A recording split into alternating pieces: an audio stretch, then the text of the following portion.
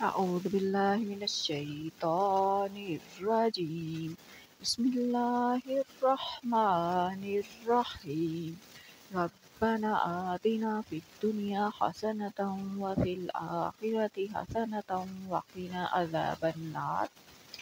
اعتکاف بیٹھنے والے کو کتنا ثواب ملتا ہے، اس بارے میں احادیث ہیں۔ ابن ماجہ میں حضرت عبداللہ بن عباس رضی اللہ تعالیٰ عنہ سے روایت ہے کہ رسول اللہ صلی اللہ علیہ وسلم نے اعتکاف کرنے والے کے بارے میں فرمایا کہ وہ گناہوں سے رکا رہتا ہے، بس اسے تمام نیک اعمال بجا لانے والے شخص کے برابر نیکیاں عطا کی جاتی ہیں۔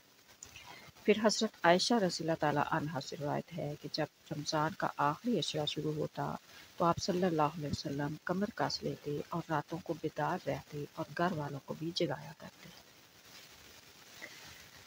پھر حضرت عائشہ سے ہی اور روایت ہے کہ رسول کریم صلی اللہ علیہ وسلم رمضان کے آخری عشرہ میں باقی دنوں کی نسبت عبادت میں زیادہ ریاضت کرتے تھے۔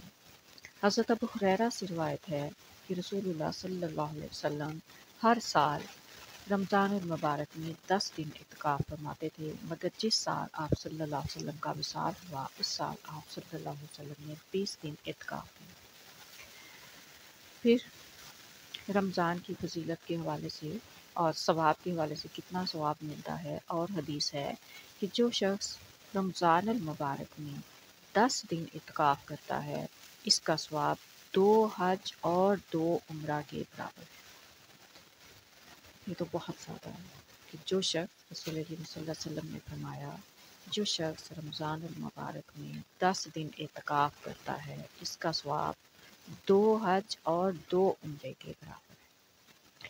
الحمدللہ، اللہ تعالیٰ سب کا اعتکاف قبول فرمائے اور سب کو ان نیکیوں میں حصہ دے، آمین۔ السلام علیکم ورحمۃ اللہ۔